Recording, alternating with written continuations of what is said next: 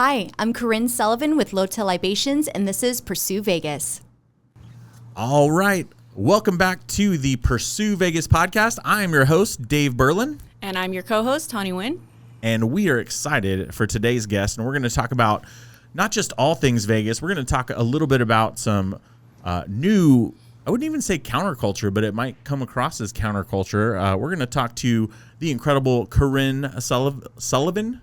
The incredible Corrin Sullivan. Excuse him. I had 3 mocktails before this episode. Damn, we're getting wild. If you can't tell. Dave, please keep your shirt on. Right? A brief little bio, but you can check out some more in the notes. Corrin serves as the Assistant Dean of Curriculum for the Kerkorian School of Medicine at UNLV, and she was a founding member of the education team tasked with creating an accredited medical education program in Southern Nevada. Lowtail was created with the same level of pursuit and commitment to people, their needs, and the context. She was inspired to embark on a new business venture focused on often neglected group in Las Vegas and the food and beverage industry, offering non-alcoholic libations for those who choose not to drink. Corrin, welcome to the show.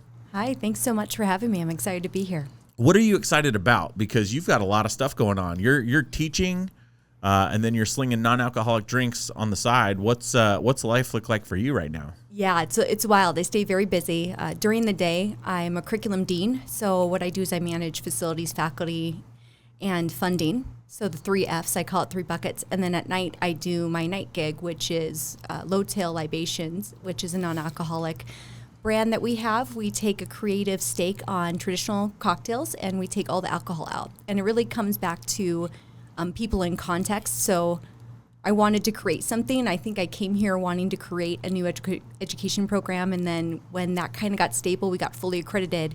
I was kind of like, what now? What other neglected population of people can I have an impact on? And that's where the mocktail kind of gave into my purview.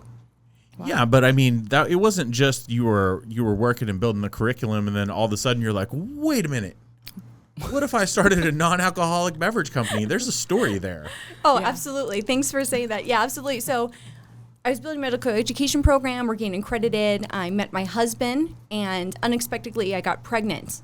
And then I had to kind of go cold turkey on everything. And if anyone's had a child who's older, they call you advanced maternal age. So everybody's very concerned. When you go to the doctors, they're very concerned. It's kind of like I felt like I should be on National Geographic because they're like, what oh my age gosh. is that? Oh my goodness. It's like, it's terrifying. I was 38 and I was terrified. They're like, this may not work out. Don't lift anything heavy. Don't make any fast movements. Don't eat anything. Don't eat any deli meat. Don't eat any fish. And I was like, okay. So don't no breathe, caffeine, don't live. Don't live. Just kind of sit there and let this human be like, so that's what happened. And I remember we were coming out of COVID. There's a lot of people having parties, making up for lost time. I was going to these parties and I couldn't drink. And especially in the first 3 months, you can't say anything either. So you have a secret. You can't partake in what's going on. I didn't know what to do. So I remember walking around and being like, this is Las Vegas, Nevada. How come there's no options for people who choose for whatever reason not to drink? And maybe I can make something for myself. And then I have a home chemistry kit, a food chemistry kit. And like I was using everyone would, Oh, right, absolutely. Casually in my pantry is a chemistry kit. I know. I bought up. People are like, "Where'd you get this?" I'm like, Amazon. Amazon has everything. So search on Amazon. And I was going home and trying to mix like a non-alcoholic margarita, and I was using pickle juice. And then finally, I was like, this is not working out for me.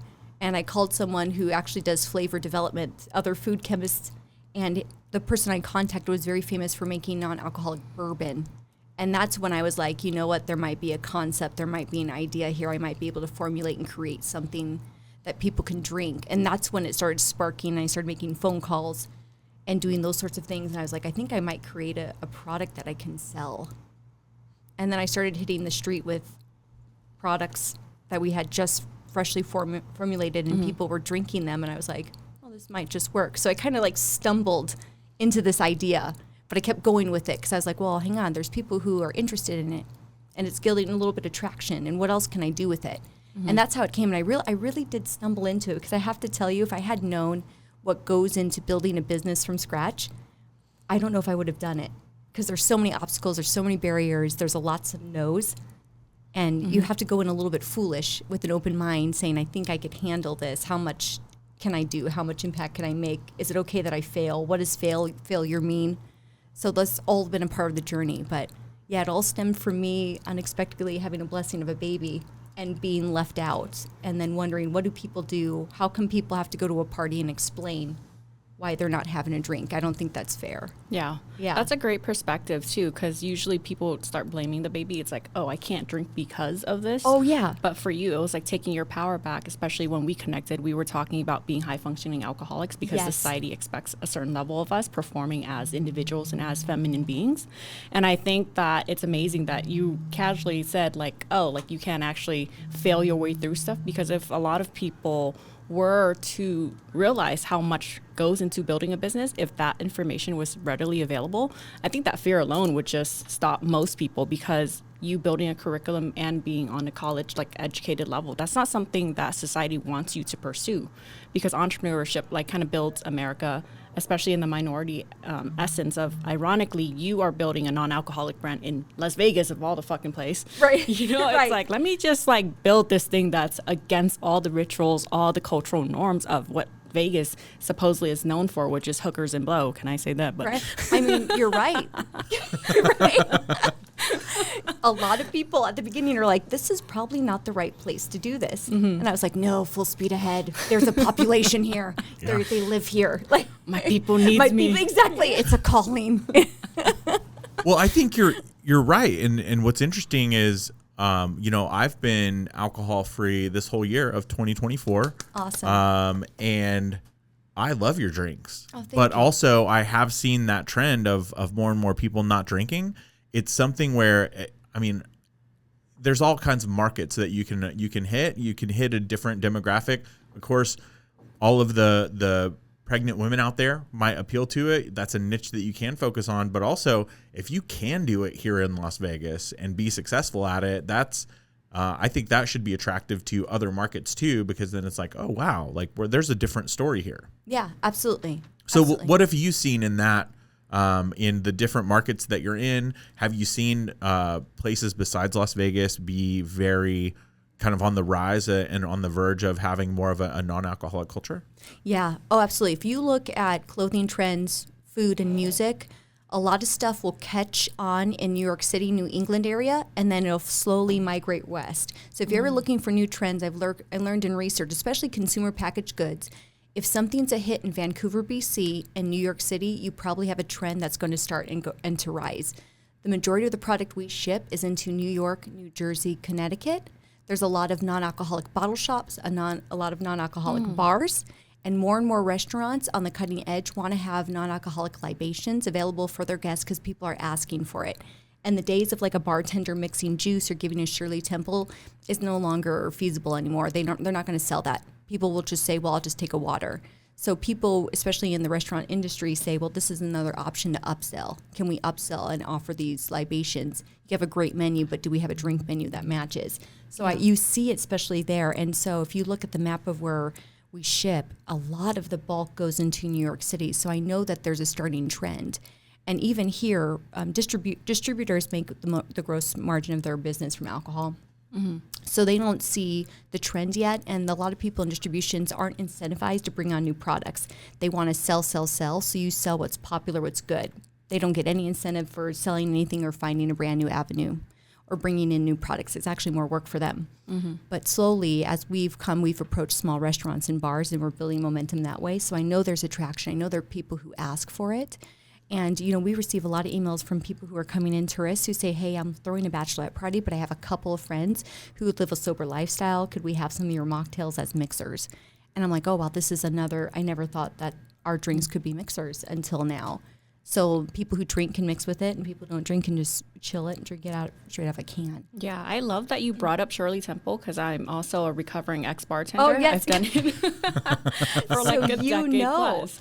So I know what Shirley Temple is, and it's like, would you want all the Red 40 and all the sugar, all the syrup just like directly into your bloodstream, just so you can put it on top of a Sprite? Yes. And be charged like $7 for it anyways? Yeah. But instead, like, why weren't there something 10 years ago that's cutely packaged and that actually tastes good, that's actually good for you, you know, for us to want to consume it, because our other alternative was kind of like shitty, you know? Oh, absolutely. It's like, would you want to poison your body, or would you want to just drink a bunch of sugar? That's exactly it. They're like, make some fruit juice and put some dye in there. Yeah. And charge like $7 for a cranberry juice that you can buy a whole bottle. So economically, it just doesn't sound feasible. So a lot of people have the all or nothing mentality when it comes to drinking. It's like, either I'm going to get like sloppy, wasted, you know, sleep under a bench drunk, or I'm just not going to drink anything at all. And it kills the economy too. Yeah. And, you know, even with bartenders, when I've served and had our drinks there, I feel bad for a bartender making a mocktail juice. First off, you don't really know what to make, and you're not going to make a good tip because there's no alcohol in it. Yeah. And then you're like stumbling around the bar. People are asking for other things, and you're like, okay, hang on, I just have to figure this out, and then I'll go back to all the other tabs. And that was another thing too. I was like, it has to be a ready to drink where you could pour it, open and pour it, and then you can move on. Mm-hmm. Yeah. And it's elevated, sophisticated. People are like, well, I'm, you know, enjoying it. I'm included in this. But yeah, I totally agree, especially for the bartenders. Yeah, I did a dry bar once, and it actually cost more than a regular bar because it was just a lot of fruits. Yes. And like seltzer water, ginger beer. So you have to get really creative on how you want to make the menu. And a lot of people were getting upset. Oh, I believe because it. they're kind of used to going to a wedding, getting drunk, but they don't read that it's a dry bar. Yes. So they're like, what am I doing? Like drinking all these juices that are like cute. And I'm like, do something for your health. I don't know. Yeah, exactly. Just take a break. Surprise your liver a little bit. Like, here's a little bit of water and fruit, my friend. Up. Exactly. We're looking out for you. Yeah, detox before you retox. That's what I always say. Detox before you retox. Yeah, that's good. Well, I think so. I love your drinks, and I think you can do a combination of both, right? You can just pour them, you can serve them straight from the can, but like on the margaritas, I've even gotten a little fancy, like with like you know, muddling some mint or something like that, and just mixing it up, and some cucumber and stuff like that to do the margaritas. But yeah, I hate going to a place where I want to try, and I'm like, hey, what, you guys have mocktails? And I think more places are offering them now, but they normally have just one or two. Yes. And I always hate it whenever a full drink is $17 and a mocktail is $12, $14. Yes. And you know that a shot is $10. Yes. In Vegas. Yes. Like a cheap shot is $10. So it's like, come on. Like, I know. Cut us a break. I'll buy 3 drinks, and I think at least for the numbers, I think it is a numbers game. Like, would you rather serve like 5 waters, or would you rather serve, you know, 4 drinks? Right. Like, if you cut that price, you know, we're used to spending money, and all the non-alcoholics probably are saving money. Oh, absolutely. So we have money to spend. But I don't know. I think that's just been a really interesting thing that I've seen. Yeah, and you're totally right. And people are unique. A lot of the restaurants here, especially downtown Las Vegas, they're starting to open up their menus to include a lot of non-alcoholic options. And so I'm like, people are asking for it, people are wanting it, and it does elevate a menu. Now, but another way that you've done this, so you're not just getting in the bars and stuff like that. You have like monthly shipping. Yes. Where people are almost box subscription, where they're getting a certain amount of product, and you're shipping to a lot of places and a lot of people. Yes, a ton of people. So we do have a monthly subscription box. You could order a 6-pack or our 10-pack variety, which is our most popular right now. And yeah, people can monthly subscribe to that. We usually have a really strong kind of like market base. Those are our customers are very loyal, and we throw in some extra swag, kind of mix it up. Right now, we're working on some new formulations.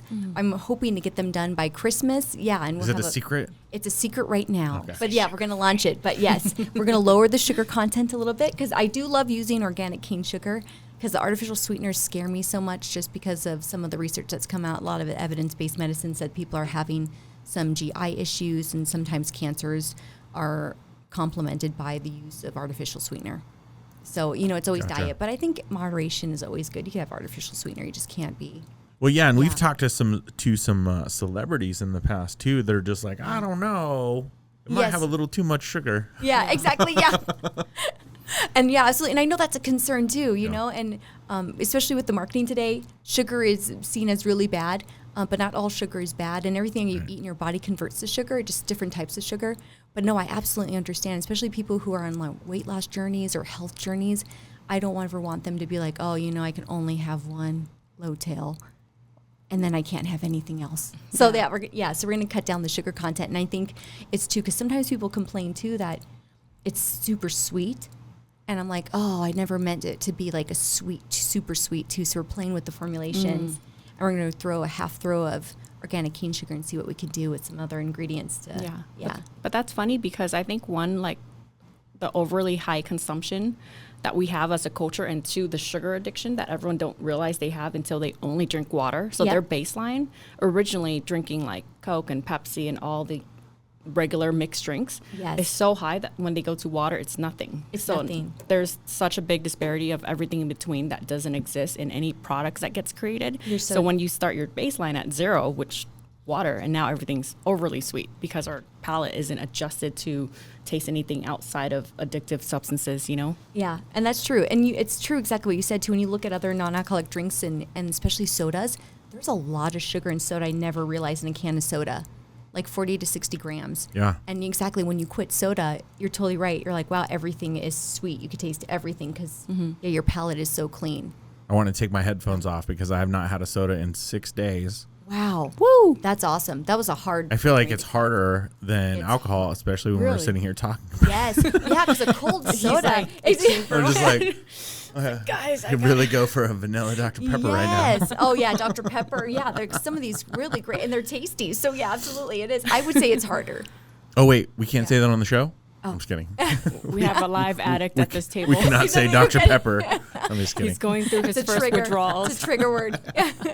So, okay, so thank you for sharing all that. Now, yeah, I know, so you've been at this since post-COVID. Post-COVID. And then what has been the biggest challenge, at least here in Las Vegas? Because, again, you're coming with something that people might really frown upon just because they don't understand. Yes. But I think people are starting to see it now. But what was the biggest challenge for you, or a goal that you set for yourself that you thought was going to be not necessarily impossible because you set the realistic goal, but like what was the hardest thing for you here in Vegas? Oh, the hardest thing was definitely trying to make the first sale within like a bar, restaurant, store. Yes. And then it's disheartening too because people are in the industry. And when someone in the industry says, it looks really nice, but I don't think this is going to be successful, it's like a blow, the confidence. And, it's funny, I have confidence checks all the time. I have a PhD in organizations, education, and policy. Mm-hmm. So when I came into beverage and food, I had no idea. I just relied on really smart people, and I would listen to everything. So at the very beginning, when I was bringing the box in, I was like, you know what, this may not be good enough. And then it's funny of the stuff that it brings up from your childhood where you're like, wow, I've just never really been that good enough. Maybe that's why I had to get all these degrees to prove to myself that I was maybe good enough. And then you make a new product and you're vulnerable again. So I'm like, oh, man, I did all of this education just to prove to myself that I could do something or that I was smart enough or good enough. And now I'm back to zero with a product that I created from scratch with no help. And once again, I'm just not good enough. And that was the hardest thing. Yeah. And then you go home and then I think to myself, well, I was never really afraid to fail because my whole life, it was just kind of a struggle after struggle, obstacle. I used to tell people, I was like, I don't know if I'm strong or courageous or if I'm just a survivor. Like I just survive. I don't even know if I'm strong enough because I get nervous and scared all the time. But I remember at the very beginning being like, okay, this is not a reflection of you. This is something that you created, and it's okay if people don't understand it, don't get it, but there might be some people who do. So just keep going, like I always did. And that was the biggest block because it didn't catch up here. And that's when I very quickly figured out we have to be an e-commerce brand because I'm making my kind of market within a small space in Las Vegas. I thought it was going to be a thriving market because it's an entertainment capital, tourism. It didn't catch, so we have to go into e-commerce. Wow. Yeah. Wow. But you did make some big waves here. Yes. I don't know if you can say, like, you got into a hotel. Yes, we had a pop-up at a very large casino resort. We did well at the pool. And it's what you were mentioned earlier. So I put a price cap in the negotiation for consumers. I don't want to sell a can for more than $7. Yeah. And we sold out within 2 hours. I didn't anticipate that if you cut the price, people will buy more. Yeah. And I didn't know if the pool, and our drinks have hydration properties, and it was a very hot day, so a very cold Lowtail made you feel really good because all electrolytes came in, there's vitamins, minerals, you're dehydrated. A lot of the people at the pool had been drinking all night, they're at the club, so the next day it was a hit. And with the price cap, I think it brought some hesitation into a future deal, but we're still in negotiation and hoping that we could get actually into the hotel and market from there. So that's currently in prospects. I feel like if we could get into one and do really well, it would catch on. interesting thing too about non-alcoholic drinks is you don't necessarily need a distributor, which is really great when you're a startup because you can cut out the middleman and deliver directly to a casino resort. But they do have high standards. So you have to make sure that your distribution model, if you do it independently, is strong, because a casino believes in white glove service. If you distribute to them, they want you to deliver it in. They want perfection cans. They want clean cans. They demand that type of level of service because there's just a huge industry. Yeah. I love that. And even on the monetization aspects, I like that you included a cap Yes. on there. So for Yes. me, it's kind of conflicting, right? Because as an investor, you're always looking at pitch decks and you're always looking at how am I going to capitalize? How am I going to make money? Even though it's someone's passion, and sometimes passion don't make a profit right away. And I love that you held on to your power and like kept pushing through because you know you believed in your product. And not a lot of people can stand by their products because originally they just want to start something in a startup space and anticipate to make money in less than 3 years. Yes, But an it's not, exit. you know, an exit. Like, oh, I'm going to like build out this big business and sell. I'm like, okay, first of all, who's going to buy it? Right. But second of all, like another thing that really came up when you said that is the entrepreneurship and how much of your ego has to like die over and over and over again, and how much entrepreneurship has brought up triggers within us. That's something that no one talks about in this journey, is because there's so much like aspects of you that you have yet to face until like your next your next pitch. Like I'm assuming you have to go pitch to live investors. Yes. And of course the same question is gonna be like, well, why don't you just drink juice? Right. But they're like $1 billion industry too for consumer beverage and the bar scene. Absolutely. The beverage scene is huge, but the same thing could be said about Liquid Death. Oh, for sure. I'm assuming the first time the guy came out with the idea, he's gonna like, I'm gonna put water in a can and sell it. Yes. Like, who would have fucking thought that that company, it's where it's at today. Right. Yes. And you're totally right. And you know what's funny? I read at the very beginning, it was hard for them to sell because people were like, I'm not going to sell death water. Who wants water called death? Nobody's going to drink liquid death. That's water. And he just kept trucking along, and then he had a brilliant marketing strategy, and you're totally right. Yeah. And everybody, and then after a couple of years of him distributing it, people were like, why didn't you bring us to this earlier? Like, where was this? And he's like, I pitched to you guys very early on. You kicked me out of the room. Yeah. Yep. So, Yeah. So tell me about that, because your brand is so clean and concise. And I normally don't say this, right? Because I'm a very masculine, tough guy. It's very cute. Oh, thank you. Yeah. Right? And it just fits. I can't explain it. So how did you come up with the brand Lowtail and the fox and everything? Where does that come from? Oh yeah, so that was just, I wanted a unique name like Nike. I didn't want people to get confused with another brand or take a name and then make their own kind of understanding of it. So I was thinking like, I like Alpha Omega, I like the Greek alphabet, and I was like, oh, the beginning and the end. And then my idea board in my notebook was low-calorie mocktails. And then one day I looked at the low-calorie mocktails in my notebook and I said, oh gosh, it's the beginning and the end. Low-calorie mocktail, Lowtail. Ah. Yes, and it just one morning, I was literally just kind of like magic sound. Yes, exactly. And then I decided right away, because I've heard a lot of horror stories, that I had to get that trade name protected and patent protected on the formulations and the copyright. And so did all the paperwork, did it myself, sent it in, and sure enough, Yellowtail, which is a very popular wine brand and very tasty, they tried to stop it, saying that Lowtail's in their name, Yellowtail. And so, yes. And so I got very creative because who has money to hire a $10,000 patent attorney, which is worth every penny if your brand is good, because they'll protect your idea, intellectual property. I actually called the USTPO office, a government attorney, and said, hey, could you pull my file and ask me how I could beat these guys? And he did. Shut up. Damn. So yes, I sent him a letter. I sent him flowers for Christmas because he sent an hour and he goes, okay, this is what you're going to do. You're going to recategorize it, and this is what you're going to say, and you're going to look up. He's like, I recommend you go to the law library. You write some documentation on this. You pull this, and I was like, okay, all right, I'm going to do it. And sure enough, I pushed back and they accepted the application, and then it goes into like a 30-day review. Anyone could dispute it. So for 30 days, you're like, oh, please, no one see it. Oh, please, just no one see it. Because, some of these really large companies have lawyers that take up a whole floor. And I'm sure all they do is watch notifications for intellectual property or anybody they could write a cease and desist letter to. So I prayed for 30 days, and then sure enough, we got it. And then I started rolling. We did a very homegrown approach. I actually hired someone, a local artist on Fiverr, to come up with the Lowtail brand. So I hired an artist. He made the brand of the fox with the tail being prominent, and I liked it. I was like, well, that's pretty cool. And there's stuff with the vectors. Vectors are ever going. They change, they adapt. And so that's how the brand all came together. And then I went to another artist, designed the label. So it was all pieced together, homegrown. And it took about 6 months. And then I actually was on the strip. And not only would I have people test this, which was a really amazing, excuse me, I wish I would have filmed some of that for marketing. People who come to the strip willing to taste from an open can, you think would be a problem? No problem. No problem at all, actually. It was no problem at all. Yeah. People would share the can. They're just like, this is from Costco. Yes, I'll try it. Yes, exactly. Open can. It's not the worst thing I put in my mouth on the street. Exactly. And in Vegas, like, it was, I wish I would have filmed it.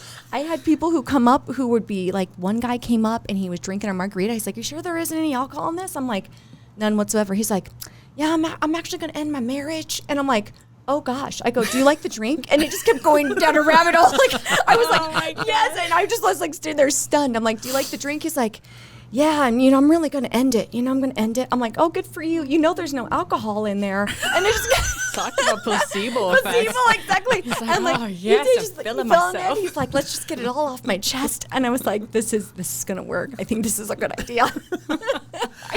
Yeah, it was amazing. I think we should definitely take the Pursue Vegas podcast out on the street. Yes. And we're going to cut to Corrin live on Las Vegas Boulevard. Yeah, exactly. And she'll just be out there with the I will. We're out here with the Lowtail. Chug. Exactly. Oh, we'll get it rolling. Like, Oh my God, I'm so down for that. yeah, this is actually my favorite part about building the business was on the strip and talking to people. I was like, this is unbelievable. This is really incredible. Yeah. Yeah, it was That's awesome. a lot of fun. It was That's a total a lot of fun. bootstrap. Yeah. I still have a little bit of a boner from the legal story. Oh, yeah, Because seriously. anytime you- Yes. It's Call like those us people. versus the corporations. It really It's is. like, fuck yeah. dude. Be like, no, I'm calling that attorney who wrote me this letter. I'm calling that guy. Yeah. Yeah. Well, a lot of times this goes back to a fundamental principle. Like sometimes you just have to ask. Yes. There's so many times where people don't know that. And now there's some cases where people get a little out of hand, right? for But sure. like sometimes it's just a matter of asking and somebody will be like, yeah, I'll help you. Yes. Yeah. The majority of people who have ever asked for help, open arms. And Yeah. they would give me more time than I even deserved. The majority of people, if you ask them, hey, I have this idea, what do you think I should do? They'll take a call. Neat story, Albert Bellardi, who was the president CEO of Beam Suntory, huge corporation, massive, huge. I sent him a personal email about my brand, next steps. I'm a small guy, a nobody. He was on vacation last week and he personally called my cell phone. And I was like stunned. Yeah. And he was like, hey, listen, I was you a long time ago, and so this is what I would do. And and that was just a random email sent saying, I love what you did with Beam Suntory. I don't know if I'll ever get there, but how did you do it?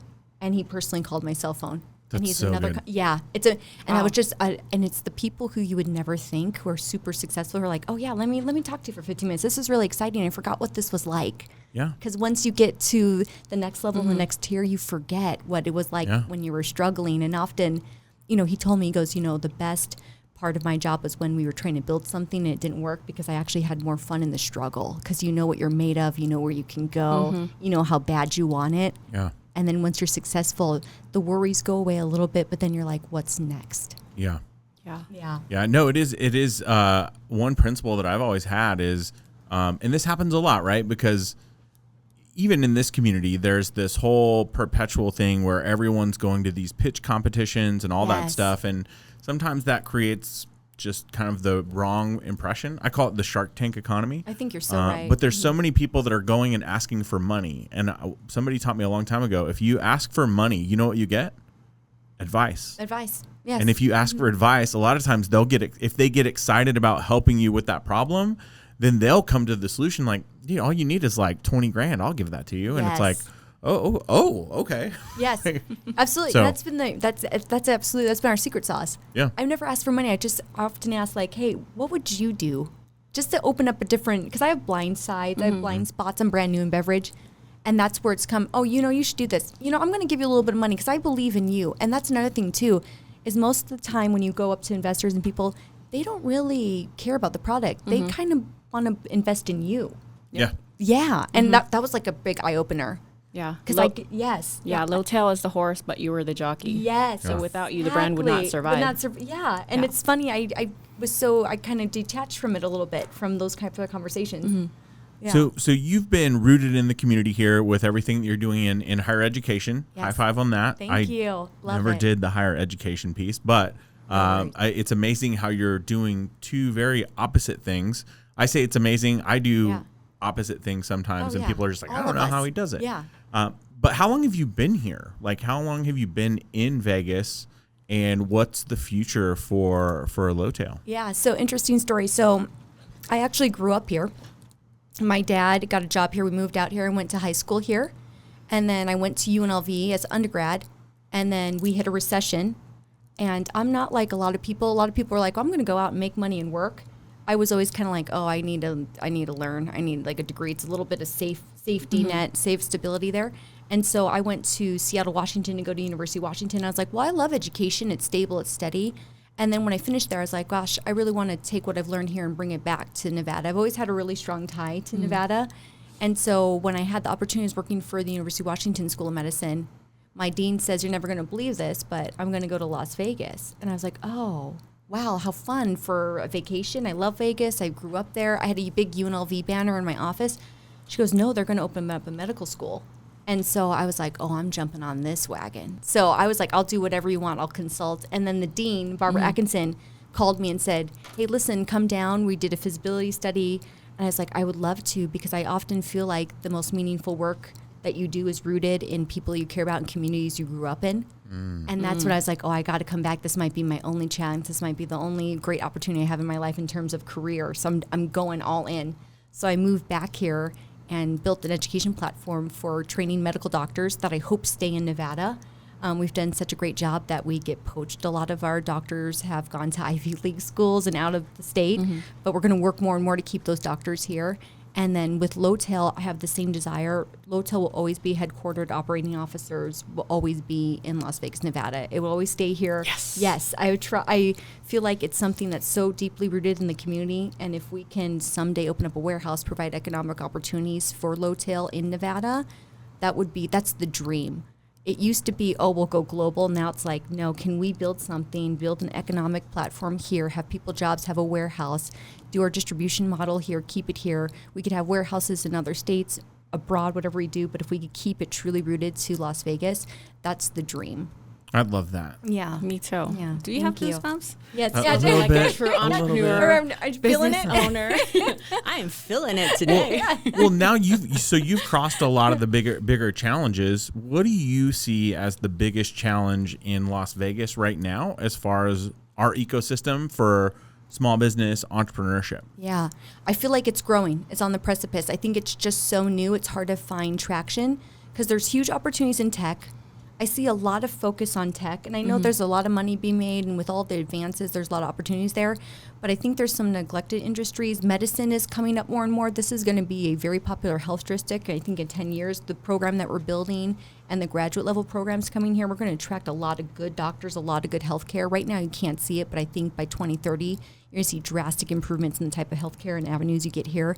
I think right now, from my perspective, particularly when startups, it's very segmented. There's different groups all about, and then there's a lot of different pitch competitions. And I don't know if the investors pollinate into different startup groups and how that works. I think right now it's just very segmented. And I think once you get everybody kind of cohesive and together and you identify groups with different kind of like aims, like some investors may want to do only tech, some investors may only want to do medicine, some investors want to do only packaged goods, and that starts bringing it together, I think there may be more traction. But I definitely think that Las Vegas is on the precipice of a huge entrepreneurial market because the state laws are very friendly to small businesses. LLCs, where like Baltimore is very protective. It's a very good place to start a business, and there's no like personal income tax here. So the state is very kind of accommodating when it comes to small business. But I do see, I think we're going through the growing pains right now. We're still new, but there's a lot of money coming in. There's a lot of money here, a lot of investors, a lot of smart people, a lot of resources. And once we start corralling that and building a little bit more awareness, I think it's just going to catch fire overnight. Well, I think you're going to help catch that fire because when so. people see that you can be successful and go up against some of the harder industries and still be successful, this is a place where you can do it. So Absolutely. high five on setting the bar there. Oh, thank you. And it's a really great community too. I have to say, like, there's a lot of great people here. Yeah. Like really, and I think, in other And Tawny markets, too. Yes, and Tawny. Making appropriate jokes. No, I just want to throw in there, and you're highly educated. Oh, because I thank you. think it's such a binary in terms of entrepreneurship. It's either there's people that's in the buckets of like, well, fuck college, like fuck this, like only do entrepreneurship, but then they don't make any money. And the other people who are only relying on higher education, but they also don't make any money. And they spend years of their life in college because they think that college degree is going to guarantee them job security for a lifetime. But you are somewhere like right in between to where you speak for both the highly educated, which I also love, almost went to UW as well. Oh, excellent. Almost we I were didn't meant go. to know each other. Yeah. Like we were going to almost cross went there paths. for my I feel it. master's. Oh, that's awesome. But who says you can't do both? Like, who says you Right. can't go after being an entrepreneur, a business owner, and a woman in a town to where, you feel like every odd's up against you just because you're for going into an sure. industry that's Oh, like yeah. heavily predominantly white male, or just wanting to make money off of margins on drink because the culture, tourism, Nailed it. everything just wants to be made on people over consuming and, So I applaud you for really leaning into the wellness aspect of it as well as the business aspect. Oh, absolutely. And Thank you. bringing leadership and also having the other side of you that leans into medicine and higher education. So I'm all for you, girl. Oh, thank you so much. You're I on mean the that so much. I you're on the appreciate edge that. of starting a movement. I hope so. Yeah. Oh yes, I hope it's a huge movement. Yeah, and it's like one of those things too. Like what you said. You get an education, but then what do you do with it? We all get complacent. I go in the office, get complacent, or then you're like, well, I'm going to go on my own and feed myself, which is so courageous because I was definitely not the person. I was like, oh, I got to go run back into school and take financial aid because I don't know who's going to take care of me. And then you have people who are like, when you're in it, can you get out of that race and go and build something and do something new? But yeah, I hope that I'm on a movement, and I hope that our brand is inclusive and inspires people to change and to do better, because that's a part of the brand too. It's scary to change or make a change and be afraid that you're not going to fit in or that it might be a failure. So I hope that it's something that brings people together and just they go for it. So with that being said, as we start to wrap, what's one piece of advice that you would give to a younger Corrin or even an entrepreneur that has that idea that's ambitious and they know it's going to be tough? What's that one piece of advice that you would give? Oh gosh, I would say, there's a great analogy about a house plant, that you can be in a beautiful pot in a beautiful space that's protective, the temperature's controlled, you get a little bit of sunlight, and you know that you're safe and protected. And that's a nice place to be. But sometimes if you have a good idea and you decide that you really want to grow, it's okay to go outside and know that it may be tough, you may wither, you may go the storm, but you'll grow and you'll get new experiences and new opportunities.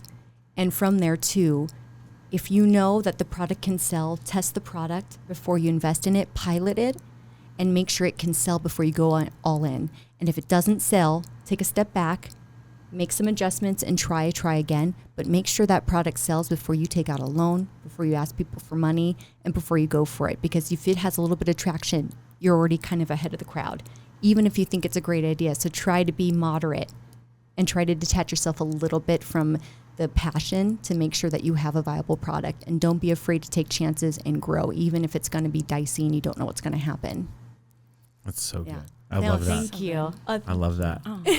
So now So with the community in mind, so back on Vegas, if you could wave a magic wand, what's one thing that you would really love to see here in the next 5 years? Oh gosh, in the next 5 years, definitely more growth, more investment in the community, more people who are going to be truly rooted here. So more businesses coming in and saying, this is our headquarters, we're rooted in Nevada, we're not going to go anywhere, and hoping that the governor and some state legislators kind of build a platform to make it more accommodating. I like to see some tax cut. I have to tell you, I'm a big fan of in the industry, no tax on tips, so people want to work in food and beverage and move, and that people support and get tax breaks and give it back to employees and have truly rooted companies in Nevada. That is, I think, would be ideal, and would just set up a whole precipice of economic development and better healthcare and education systems and platforms and resources for people here, because it brings more money into the state. I love that. Yeah. I love that. I love that she's leaning into her passion and the people first before. Oh, absolutely. I mean, profit is how business sustains, right? Yes. Because, For sure. You need to make money. Yeah. You need to make money. You need to have cash flow for you to sustain as an entrepreneur too. But it's always like, what is the real vision behind it? Because you're leaning into creating from values and from vision rather than just leaning into something where you just want to go for profit and building something on the ego side. So thank you so much for your conscious leadership and your conscious take on this world of capitalism that we're on. And of course, being a woman. Thank you so much. I adore you. Thank you. This has been really nice and great. It's more than a can. That's why I say Lowtail has to be more than a can. We're going to get drunk. I We're going love to get that. big. Yeah, I we love got to that. be bigger Gotta than a pop can. one open. Yes. So last but not least, where can people find you and how can people get involved in the movement? Yes, absolutely. So please come check out our website, lowtailusa.com. That's LOWTAIL.com. You could find me there. And also when you send any email through the service at Lowtail USA or Corrin, Corrin, at lowtailusa.com, that goes directly to me. I read all those emails personally. And anytime you want to call or make a visit to our site, send me an email. I'd be happy to show you what we're doing. I love that. Thank you so much for coming on the show today. My pleasure. And you are definitely making a big dent here in Las Vegas. So thanks so much. Thank you so much. That's so much for us today. Hope you guys enjoyed it. We're not out. and we're back. I'm just kidding. We're going another hour. Crack open a can. Let's Yeah, go. let's do it. What was it? What was the ask? We have to make an ask, right? Because if you want to pursue Vegas, no pun intended, please follow us on Instagram. Catch all of us on Instagram or somewhere. I don't know. Yep. Google one of our names will probably pop up. Yep. Yes. Just go straight to pursue.vegas and you'll find everything you need to find to get involved. And more. And more. Enjoys. That's everything that I wanted It's very tasty, right? Yeah. This is so delicious. We have to do Was it your in first like one? one shot too. Yeah. Try this one. Look, I was just having this little Lowtail Libations, and this is Pursue Vegas.